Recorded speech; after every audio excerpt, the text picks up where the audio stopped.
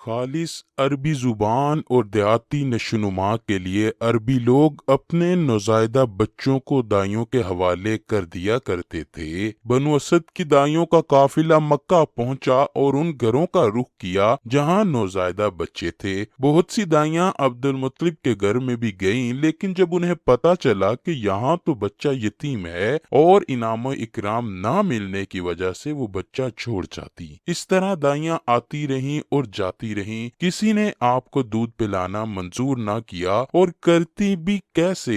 یہ سعادت تو حضرت حلیمہ کے حصے میں آنا تھی۔ جب حلیمہ مکہ پہنچی تو انہیں معلوم ہوا کہ سبھی عورتیں کوئی نہ کوئی بچہ لے کر چل پڑی ہیں، اور اب صرف وہ بغیر بچے کے رہ گئی ہیں، اور اب کوئی بچہ باقی بھی نہیں بچا۔ ہاں، ایک یتیم بچہ ضرور باقی ہے جسے دوسری عورتیں چھوڑ گئی ہیں۔ حلیمہ سعدیہ نے اپنے شوہر عبداللہ ابن حارث سے کہا، خدا کی قسم مجھے یہ بات بہت ناگوار گزری ہے کہ میں بچے کے بغیر جاؤں۔ دوسری سب عورتیں بچے لے کر جائیں، یہ مجھے تانے دیں گی، اس لیے کیوں نہ ہم اسی یتیم بچے کو لے لیں۔ ابن حارث بولے، کوئی حرج نہیں، ہو سکتا ہے اللہ اسی بچے کے ذریعے ہمیں خیر و برکت عطا فرمائے۔ چنانچہ حضرت حلیمہ سعدیہ عبد المطلب کے گھر گئیں، جہاں حضرت عبد المطلب اور حضرت آمنہ نے انہیں خوش آمدید کہا۔ پھر آمنہ انہیں بچے کے پاس لے آئیں۔ آپ اس وقت ایک اونی چادر میں لپٹے تھے، وہ چادر سفید رنگ کی تھی، آپ کے نیچے ایک سبز رنگ کا ریشمی کپڑا تھا۔ آپ سیدھے لیٹے تھے، آپ نے سانسوں کی آواز کے ساتھ مشک سی خوشبو نکل رہی تھی۔ حلیمہ سعدیہ آپ کے حسن و جمال کو دیکھ کر حیرت زدہ رہ گئیں۔ آپ اس وقت سوئے ہوئے تھے، انہوں نے جگانا مناسب نہ سمجھا، لیکن جو ہی انہوں نے پیار سے اپنا ہاتھ آپ کے سینے پہ رکھا، آپ مسکرا دیے اور آنکھیں کھول کر ان کی طرف دیکھنے لگے۔ حضرت حلیمہ سعدیہ فرماتی ہیں، میں نے دیکھا کہ آپ کی آنکھوں سے ایک ایسا نور نکلا جو آسمان تک پہنچ گیا۔ میں نے آپ کو گود میں اٹھا کر آپ کی دونوں آنکھوں کے درمیانی جگہ پر پیار کیا، پھر میں نے آپ کی والدہ اور عبد المطلب سے اجازت چاہی، بچے کے لیے قافلے میں آئی، میں نے آپ کو دودھ پلانے کے لیے گود میں لٹایا تو آپ دائیں طرف سے دودھ پینے لگے۔ پہلے میں نے بائیں طرف سے دودھ پلانا چاہا، لیکن آپ نے اس طرف سے دودھ نہ پیا، دائیں طرف سے آپ نے فوراً دودھ پیا۔ بعد میں بھی آپ کی یہی عادت رہی، آپ صرف دائیں طرف سے دودھ پیتے رہے، بائیں طرف سے میرا بچہ دودھ پیتا رہا۔ پھر قافلہ روانہ ہوا۔ حضرت حلیمہ سعدیہ فرماتی ہیں، میں اپنے خچر پر سوار ہوئی، آپ کو ساتھ لے لیا۔ اب جو ہمارا خچر چلا تو اس قدر تیز چلا کہ اس نے پورے قافلے کی سواریوں کو پیچھے چھوڑ دیا۔ پہلے وہ مریل ہونے کی وجہ سے سب سے پیچھے رہتا تھا۔ میری خواتین ساتھی حیرانگی سے مخاطب ہوئیں، اے حلیمہ، یہ آج کیا ہو رہا ہے؟ تمہارا خچر اس قدر تیز کیسے چل پڑا؟ کیا یہ وہی خچر ہے جس پر تم آئی تھی اور جس کے لیے ایک ایک قدم اٹھانا مشکل تھا؟ جواب میں نے ان سے کہا، بے شک یہ وہی خچر ہے، اللہ کی قسم اس کا معاملہ ہی عجیب ہے۔ پھر یہ لوگ بنو سعد کی بستی پہنچ گئیں۔ ان دنوں یہ علاقہ خشک اور قحط زدہ تھا۔ حلیمہ سعدیہ فرماتی ہیں، اس شام جب ہماری بکریاں چر کر واپس آئیں تو ان کے تھن دودھ سے بھرے تھے، جبکہ اس سے پہلے ایسا نہیں تھا۔ ان میں سے دودھ بہت کم اور بہت مشکل سے نکلتا تھا۔ ہم نے اس دن اپنی بکریوں کا دودھ دوہا تو ہمارے سارے برتن بھر گئے، اور ہم نے جان لیا کہ یہ ساری برکت اسی بچے کی وجہ سے ہے۔ آس پاس کی عورتوں میں بھی یہ بات پھیل گئی کہ ان کی بکریاں بدستور بہت کم دودھ دے رہی تھیں۔ غرض ہمارے گھر میں ہر طرف ہر چیز میں برکت نظر آنے لگی۔ دوسرے لوگ تعجب میں رہے۔ اس طرح 2 ماہ گزر گئے۔ اسی دوران آپ کی بہت سی برکات دیکھنے میں آئیں۔ حضرت حلیمہ فرماتی ہیں، جب میں آپ کو اپنے گھر لے آئی تو بنو سعد کا کوئی گھرانہ ایسا نہ تھا جس سے مشک کی خوشبو نہ آتی ہو۔ اس طرح سب لوگ آپ سے محبت کرنے لگے۔ جب ہم نے آپ کا دودھ چھڑایا تو آپ کی زبان مبارک سے یہ الفاظ نکلے، اللہ اکبر، اللہ بہت بڑا ہے، اللہ کے لیے بے حد تعریف ہے اور اسی کے لیے صبح و شام کی پاکی ہے۔ پھر جب آپ صلی اللہ علیہ وآلہ وسلم 2 سال کے ہو گئے تو ہم آپ کو لے کر آپ کی والدہ کے پاس آئے۔ اس عمر کو پہنچنے کے بعد بچوں کو ماں باپ کے حوالے کر دیا جاتا تھا۔ ادھر ہم آپ کی برکات دیکھ چکے تھے اور ہماری آرزو تھی کہ ابھی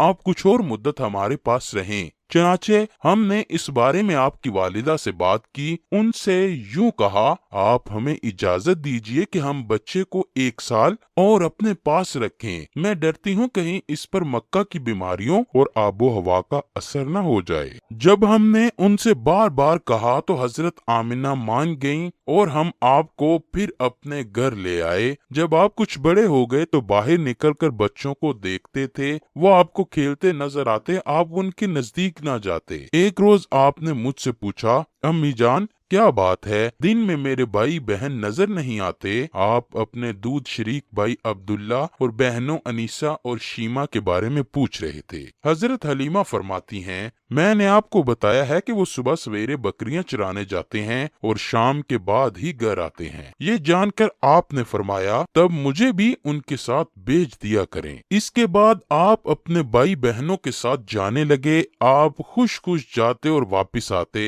ऐसे में एक दिन मेरे बच्चे खौफजदा अंदाज में दौड़ते हुए आए और घबरा कर बोले, अम्मी जान जल्दी चलिए वरना भाई मोहम्मद खत्म हो जाएंगे। ये सुनकर हमारे तो होश उड़ गए। दौड़कर वहां पहुंचे, हमने आपको देखा, आप खड़े थे, रंग उड़ा था, चेहरे पर जर्दी छाई थी, और ये इसलिए नहीं था कि आपका सीना चाक किया हुआ और आपको तकलीफ हुई हो, बल्कि उन फरिश्तों को देखकर आपकी हालत ये हुई थी। हजरत हलीमा फरमाती हैं, हमने आपसे पूछा क्या हुआ था। आपने बताया, मेरे पास 2 आदमी आए थे, वो सफेद कपड़े पहने हुए थे। वो दोनों हजरत जिब्राइल और हजरत मिकाईल अलैहिस्सलाम थे। उन दोनों में से एक ने कहा, क्या ये वही हैं? दूसरे ने जवाब दिया, हाँ ये वही हैं। फिर वो दोनों मेरे करीब आए, मुझे पकड़ा और लिटा दिया। उसके बाद उन्होंने मेरा पेट चाक किया और उसमें से कोई चीज तलाश करने लगे। आखिर उन्हें वो चीज मिल गई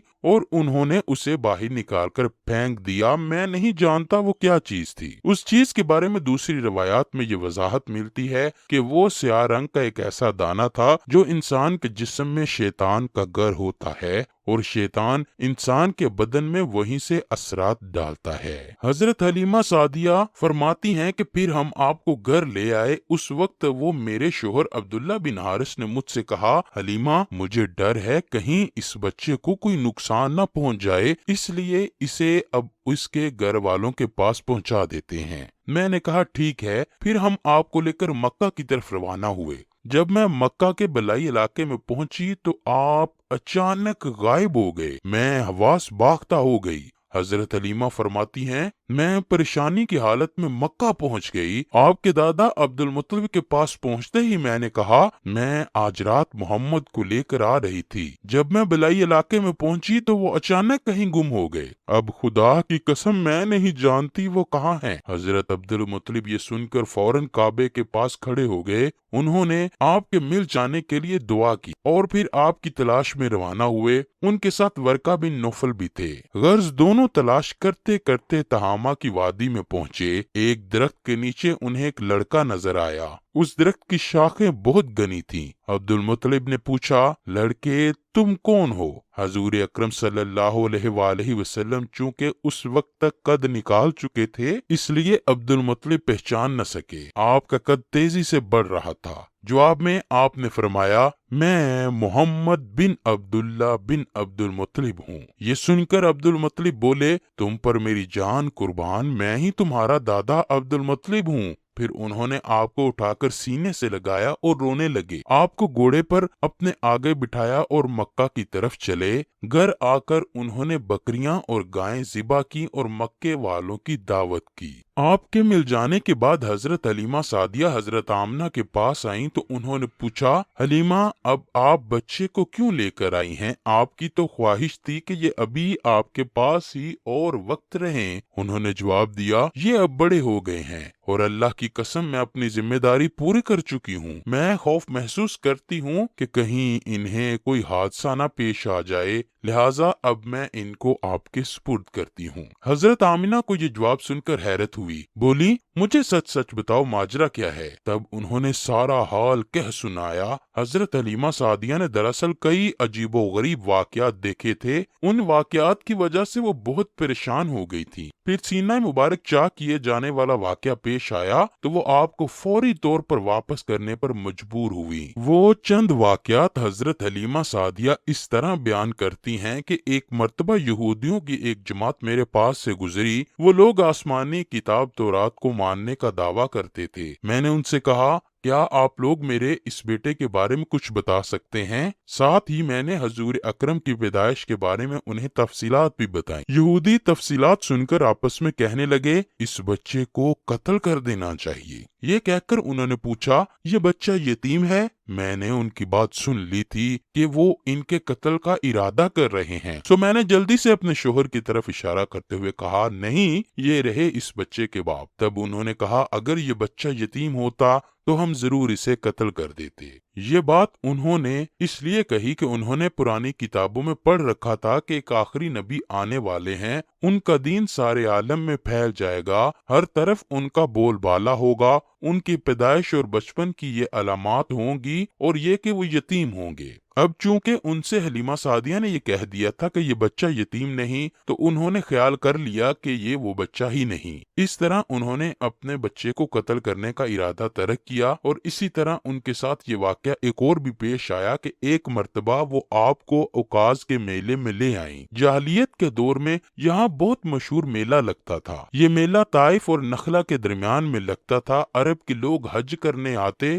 تو شوال کا مہینہ اسی مہینے میں اسی میلے میں گزارتے، کھیلتے کودتے اور اپنی بڑائیاں بیان کرتے۔ حضرت حلیمہ سعدیہ آپ کو لیے بازار میں گھوم رہی تھی کہ ایک کاہن کی نظر آپ پر پڑی۔ اسے آپ میں نبوت کی تمام علامات نظر آئیں۔ اس نے پکار کر کہا لوگو اس بچے کو مار ڈالو۔ حلیمہ اس کاہن کی بات سن کر گھبرا گئیں اور جلدی سے وہاں سے سرک گئیں۔ اس طرح اللہ نے حضور علیہ الصلوۃ والسلام کی حفاظت فرمائی۔ میلے میں موجود لوگوں نے کاہن کی آواز سن کر ادھر ادھر دیکھا کہ کس بچے کو قتل کرنے کے لیے کہا جا رہا ہے، مگر انہیں وہاں کوئی بچہ نظر نہیں آیا۔ اب لوگوں نے کاہن سے پوچھا کیا بات ہے، آپ کس بچے کو مارنے کی بات کر رہے تھے؟ اس نے ان لوگوں کو بتایا کہ میں نے ابھی ایک لڑکے کو دیکھا ہے، معبودوں کی قسم وہ تمہارے دین کے ماننے والوں کو قتل کر دے گا، تمہارے بتوں کو توڑ دے گا اور وہ تم سب پر غالب آئے گا۔ یہ سن کر لوگ آپ کی تلاش میں ادھر ادھر دوڑے لیکن ناکام رہے۔ حضرت حلیمہ سعدیہ رسول اللہ صلی اللہ علیہ وآلہ وسلم کو لیے واپس آ رہی تھی کہ ذی الحجاج سے ان کا گزر ہوا۔ یہاں بھی میلہ لگا ہوا تھا۔ اس بازار میں ایک نجومی تھا، لوگ اس کے پاس اپنے بچوں کو لے کر آتے تھے، وہ بچوں کو دیکھ کر ان کی قسمت کے بارے میں اندازے لگاتا تھا۔ حضرت حلیمہ سعدیہ اس کے نزدیک سے گزری تو نجومی کی نظر حضور اکرم صلی اللہ علیہ وآلہ وسلم پر پڑی۔ نجومی کو آپ کی مہر نبوت بھی نظر آئی، ساتھ ہی آپ صلی اللہ علیہ وآلہ وسلم کی آنکھوں کی خاص سرخی اس نے دیکھ لی۔ وہ چلا اٹھا اے عرب کے لوگوں اس لڑکے کو قتل کر دو، یہ یقیناً تمہارے دین کے ماننے والوں کو قتل کرے گا، تمہارے بتوں کو توڑے گا اور تم پر غالب آئے گا۔ یہ کہتے ہوئے وہ آپ کی طرف جھپٹا، لیکن اسی وقت وہ پاگل ہو گیا اور اسی پاگل پن میں مر گیا۔ ایک اور واقعہ سیرت ابن ہشام میں ہے کہ حبشہ کے عیسائیوں کی ایک جماعت حضور اکرم صلی اللہ علیہ وآلہ وسلم کے پاس سے گزری۔ اس وقت آپ صلی اللہ علیہ وآلہ وسلم حضرت حلیمہ کے ساتھ تھے اور آپ کو آپ کی والدہ کے حوالے وہ کرنے جا رہی تھی۔ ان عیسائیوں نے آپ صلی اللہ علیہ وآلہ وسلم کے کندھوں کے درمیان مہر نبوت کو دیکھا تو آپ کی آنکھوں کی سرخی کو بھی دیکھا۔ انہوں نے حلیمہ سعدیہ سے پوچھا کیا اس بچے کی آنکھوں میں کوئی تکلیف ہے؟ حضرت حلیمہ نے جواب دیا نہیں، کوئی تکلیف نہیں، یہ سرخی تو ان کی آنکھوں میں قدرتی ہے۔ ان عیسائیوں نے کہا تب اس بچے کو ہمارے حوالے کر دو، ہم اسے اپنے ملک لے جائیں گے، یہ بچہ پیغمبر اور بڑی شان والا ہے، ہم اس کے بارے میں سب کچھ جانتے ہیں۔ حلیمہ سعدیہ یہ سنتے ہی وہاں سے جلدی سے دور ہو گئیں، یہاں تک کہ آپ صلی اللہ علیہ وآلہ وسلم کو آپ کی والدہ کے پاس پہنچا دیا۔ ان واقعات میں جو سب سے اہم واقعہ ہے وہ سینہ مبارک چاک کرنے والا تھا۔ روایات سے یہ بات ثابت ہے کہ آپ صلی اللہ علیہ وآلہ وسلم کے سینہ مبارک پر سلائی کے نشانات موجود تھے، جیسا کہ آج کل کے ڈاکٹر حضرات جب آپریشن کے بعد ٹانکے لگاتے ہیں اور ٹانکے کھول دیے جاتے ہیں تو تب سلائی کے نشانات موجود رہتے ہیں۔ اس واقعے کے بعد حضرت حلیمہ سعدیہ اور ان کے خاوند نے فیصلہ کیا کہ اب بچے کو اپنے پاس نہیں رکھنا چاہیے۔ جب حضرت حلیمہ نے آپ کو حضرت آمنہ کے حوالے کیا، اس وقت رسول اللہ کی عمر 4 سال تھی۔ ایک روایت یہ ملتی ہے کہ اس وقت آپ کی عمر 5 یا 6 سال تھی۔ جب حضرت حلیمہ سعدیہ نے آپ صلی اللہ علیہ وآلہ وسلم کو حضرت آمنہ کے حوالے کیا تو اس کے کچھ ہی دنوں بعد حضرت آمنہ بھی انتقال کر گئیں۔